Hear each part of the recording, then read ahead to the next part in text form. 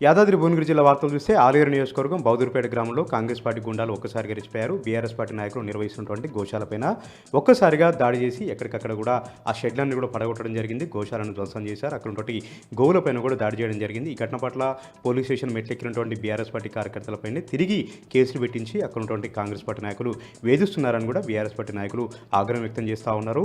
గత కొన్ని రోజులుగా ఆలేరు నియోజకవర్గంలో కాంగ్రెస్ పార్టీ గుండాలు రెచ్చిపోతా ఉన్నారు. అక్కడ ఉన్నటువంటి ఎమ్మెల్యే అండ చూసుకొని బీఆర్ఎస్ పార్టీ నాయకులపై దాడులు చేస్తూ ఉన్నారు.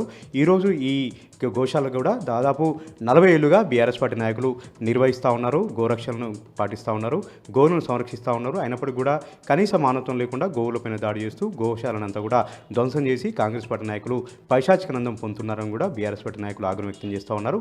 ఇప్పటికైనా సరే పోలీసులు విచారణ చేసి గోశాలపైన దాడి చేసినటువంటి కాంగ్రెస్ పార్టీ నాయకులపైన చర్యలు తీసుకోవాలి, వారు అరెస్ట్ చేయాలని కూడా వాళ్ళు డిమాండ్ చేస్తూ ఉన్నారు.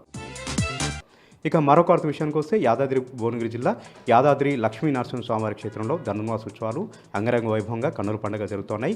ప్రాతకాలం నుండే రంగనస్వామికి, ఆండలు అమ్మవారికి, అదేవిధంగా గోదాదేవి అమ్మవారికి ప్రత్యేక ప్రవచనాలు చేస్తూ పారుషై సంబంధించినటువంటి ప్రవచనాలు చేస్తూ ఉన్నారు. తిరుపతి ప్రవచనాలు చేస్తూ ఉన్నారు.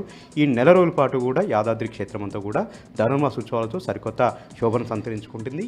ఈ మాసంలోనే వైకుంఠ ఏకాదశి వేడుకలు కూడా జరుగుతాయి కాబట్టి అత్యంత ప్రాధాన్యమైనటువంటి మాసంగా ఈ ధనుర్మాస ఉత్సవం జరుపుతుంటారు. యాదాద్రి ఆలయంలో వైష్ణవాలైనటువంటి యాదాద్రి ఆలయం కూడా ధనుర్మాస ఉత్సవాలతో సరికొత్త శోభను సంతరించుకుంది. పెద్ద ఎత్తున భక్తులు ఈ ధనుర్మాస ఉత్సవాల్లో పాల్గొని ముక్తిని పొందుతా ఉన్నారు.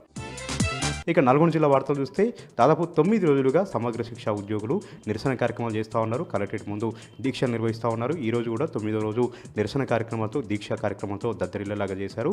ప్రభుత్వం తమను పట్టించుకోవట్లేదు, రెగ్యులర్ చేస్తామన్నారు, సమాన పనికి సమాన వేతనం ఇస్తామన్నారు. సీఎం రేవంత్ రెడ్డి ఎన్నికల హామీలో మాటిచ్చారు, కానీ తమ వంక చూడట్లేదు, తమ సమస్యలు పట్టించుకోవట్లేదు అంటూ వాళ్ళు గత కొన్ని రోజులుగా విధులను బహిష్కరించి ఆందోళన కార్యక్రమాలు చేస్తూ ఉన్నారు.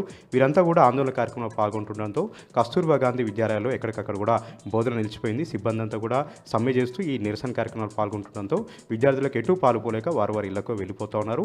మరికొద్ది రోజుల్లో పరీక్షలు కూడా ఉన్న నేపథ్యంలో ప్రభుత్వం వెంటనే వీళ్ళ సమస్యలను పరిష్కరించాలి, యథావిధిగా కస్తూర్బా గాంధీ పాఠశాలలో విద్యను అభ్యసించేలాగా చర్యలు తీసుకోవాలని కూడా విద్యార్థుల తల్లిదండ్రులు డిమాండ్ చేస్తూ ఉన్నారు.